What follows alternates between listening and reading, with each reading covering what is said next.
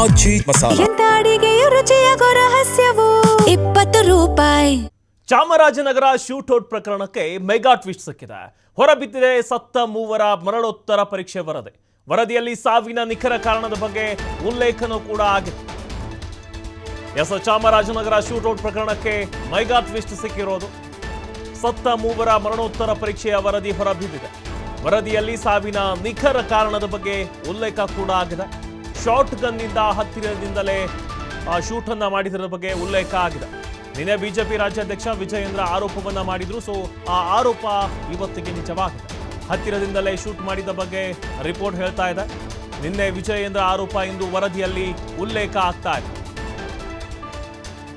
ಹತ್ತಿರದಿಂದಲೇ shoot ಮಾಡಿದ ಬಗ್ಗೆ report ಹೇಳ್ತಾ ಇದೆ. ನಿನ್ನೆ ಕೂಡ ಬಿಜೆಪಿ ರಾಜ್ಯಾಧ್ಯಕ್ಷ ವಿಜಯೇಂದ್ರ ಅವರು ರಿಪೋರ್ಟ್ ಅನ್ನ ಹಿಡಿದುಕೊಂಡು ಮೊದಲಿಗೆ ಆ ಇಮೇಜ್ ಅನ್ನ ಹಿಡಿದುಕೊಂಡು ಹೇಳ್ತಾ ಇದ್ರು. ಇದನ್ನ ನೋಡಿದ್ರೆ ಅತಿ ಹತ್ತಿರದಿಂದ ಶಾರ್ಟ್ ರೇಂಜಿನಿಂದ ಗುಂಡನ್ನ ಹಾರಿಸಿದಂಗೆ ಕಾಣುತ್ತೆ ಅಂತ ಹೇಳಿದ್ರು. ಸೊ ಇದೀಗ ಮರಣೋತ್ತರ ಪರೀಕ್ಷೆಯ ವರದಿ ಬಂದಿದೆ. ವರದಿಯಲ್ಲೂ ಕೂಡ ಅದೇ ರೀತಿ ವರದಿ ಬಂದಿರೋದು. ಶಾರ್ಟ್ ರೇಂಜಿನಿಂದ ಒಂದು ಗುಂಡಿನ ದಾಳಿಯನ್ನ ಮಾಡಲಾಗಿದೆ ಅಂತ. ಕುಮಾರ್ನ ಮರಣೋತ್ತರ ವರದಿ, ಮೃತ ಕುಮಾರ್ನ ಮರಣೋತ್ತರ ವರದಿ ಸಲ್ಲಿಕೆ ಆಗಿದೆ. ಮೂವರಲ್ಲಿ ಒಬ್ಬರು ಕುಮಾರ್. ಇನ್ನು ಕುಮಾರ್ ಒಳ ಉಡುಪಿನಲ್ಲಿ ಹೆಡ್ ಟಾರ್ಚ್, ಬೆಂಕಿಪೊಟ್ಟಣ, ಬೀಡಿ ಇದ್ದಿದ್ದು ಕೂಡ ವರದಿಯಲ್ಲಿ ಉಲ್ಲೇಖ ಆಗಿದೆ. ಕುಮಾರ್ ಎದೆಗೆ ಬಹಳ ಹತ್ತಿರದಿಂದ ಗುಂಡನ್ನು ಹಾರಿಸಲಾಗಿದೆ. ಮೃತ ಕುಮಾರ್ನ ಬಲ ತೊಡೆಗೂ ಕೂಡ ಗುಂಡು ಬಿದ್ದಿದೆ. ಇದೆಲ್ಲವೂ ಕೂಡ ಮರಣೋತ್ತರ ಪರೀಕ್ಷೆಯ ರಿಪೋರ್ಟ್ನಲ್ಲಿ ಬಂದಿರೋದು. ಅವರ ಎದೆಗೆ ಬಹಳ ಹತ್ತಿರದಿಂದ ಗುಂಡನ್ನು ಹಾರಿಸಲಾಗಿದೆ. ಇನ್ನೊಂದು ಕಡೆ ಕುಮಾರ್ ಏನಿದ್ದಾರೆ ಅವರ ಬಲ ತೊಡೆಗೂ ಕೂಡ ಗುಂಡು ಬಿದ್ದಿದೆ ಅನ್ನೋದು ಗೊತ್ತಾಗ್ತಾ ಇದೆ. ಬಲ ತೊಡೆಗೂ ಕೂಡ ಕ್ಲೋಸ್ ರೇಂಜ್ನಿಂದ ಗುಂಡು ತಗುಲಿರೋದು. ಇನ್ನೊಂದು ಕಡೆ ಆಂಟೋನಿ ಸ್ವಾಮಿ ಮರಣೋತ್ತರ ವರದಿಯನ್ನು ನೋಡೋದಾದ್ರೆ ಆಂಟೋನಿ ಸ್ವಾಮಿ ಮರಣೋತ್ತರ ವರದಿಯು ಕೂಡ ಸಲ್ಲಿಕೆ ಆಗಿದೆ. ಈತನ ಎದೆ ಮತ್ತು ಕುತ್ತಿಗೆ ಭಾಗಕ್ಕೆ ಗುಂಡುಗಳು ತಗುಲಿವೆ. ಈತನ ಒಳ ಉಡುಪಿನಲ್ಲಿ ಅಲ್ಯೂಮಿನಿಯಂನ 9 ಪ್ರೈಮರ್ ಪತ್ತೆಯಾಗಿದೆ. ಒಂದು ಕಡೆ ಶಾರ್ಟ್ ರೇಂಜ್ನ ಗನ್ನು ಅರಣ್ಯ ಇಲಾಖೆ ಅಧಿಕಾರಿಗಳ ಕಡೆ ಬೊಟ್ಟನ್ನು ಮಾಡ್ತಾ ಇದ್ದಾರೆ. ಇನ್ನೊಂದು ಕಡೆ ಅಲ್ಯೂಮಿನಿಯಂನ 9 ಪ್ರೈಮರ್ ಪತ್ತೆಯಾಗಿರೋದು. ಇನ್ನೂ ಕೂಡ ಈ ಕೇಸ್ಗೆ ಬಹಳಷ್ಟು ಟ್ವಿಸ್ಟ್ ಸಿಗ್ತಾ ಇದೆ.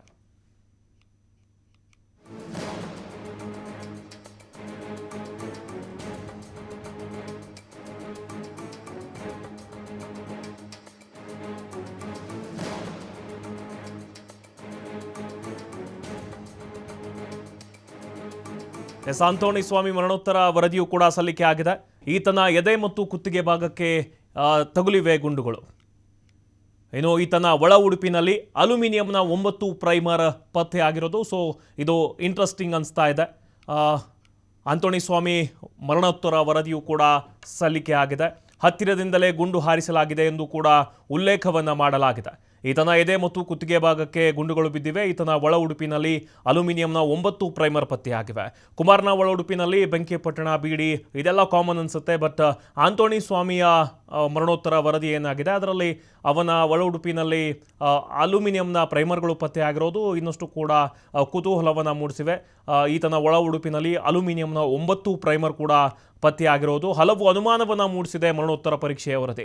ಬಿಕಾಸ್ ಒಂದು ಕಡೆ ಶಾರ್ಟ್ ರೇಂಜ್ನಿಂದ ಗುಂಡನ್ನು ಹಾರಿಸಿದ್ದಾರೆ ಅನ್ನೋದು ಅರಣ್ಯ ಇಲಾಖೆ ಅಧಿಕಾರಿಗಳ ಮೇಲೆ ಬೊಟ್ಟನ್ನು ಮಾಡಿಸುತ್ತೆ. ಬಟ್ ಇನ್ನೊಂದು ಕಡೆ ಈ ಅಲ್ಯೂಮಿನಿಯಂ ಪ್ರೈಮರ್ ಪತ್ತೆಯಾಗಿರೋದು ಇನ್ನಷ್ಟು ಕುತೂಹಲವನ್ನು ಎಡೆ ಮಾಡಿಕೊಟ್ಟಿರೋದು.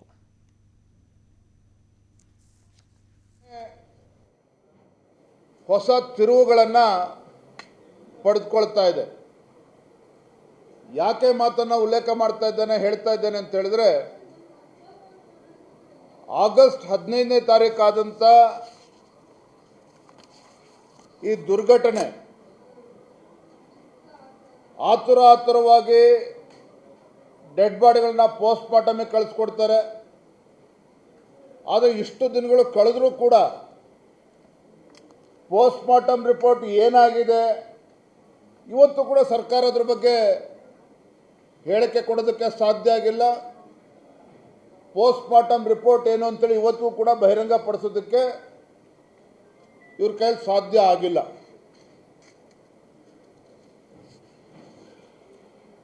ಯಾಕೆ ಈ ಪ್ರಕರಣದಲ್ಲಿ ನಮಗೆ ಸರ್ಕಾರದ ನಡವಳಿಕೆ ಬಗ್ಗೆ ಆಗಲಿ,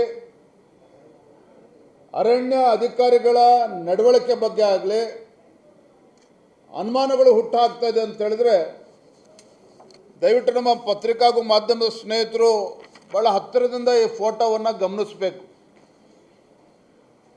ಈ ಭಾವಚಿತ್ರವನ್ನು ತಾವು ನೋಡಿದ್ರೆ ಏನು ಎನ್ಕೌಂಟರಲ್ಲಿ ಏನು ಪ್ರಾಣವನ್ನು ಕಳೆದುಕೊಂಡಿದ್ದಾನೆ, ಇಲ್ಲಿ ನೋಡಿದ್ರೆ ಗೊತ್ತಾಗ್ತದೆ ಕ್ಲೋಸ್ ರೇಂಜಿಂದ ಅಂದರೆ ಆ ವ್ಯಕ್ತಿಯ ಮೇಲೆ ಹೀಗೆ ಗನ್ನನ್ನು ಇಟ್ಟು ಹೊಡೆದಿರುವಂಥದ್ದು. ಅರ್ಧ ಕಿಲೋಮೀಟ್ರು, 1 ಕಿಲೋಮೀಟ್ರು ಅಥವಾ 500 ಅಡಿ ದೂರದಲ್ಲಿ ಇವತ್ತು ಶೂಟೌಟ್ ಮಾಡಿರ್ತಕ್ಕಂಥದ್ದಲ್ಲ. ಇದು ಸ್ಪಷ್ಟ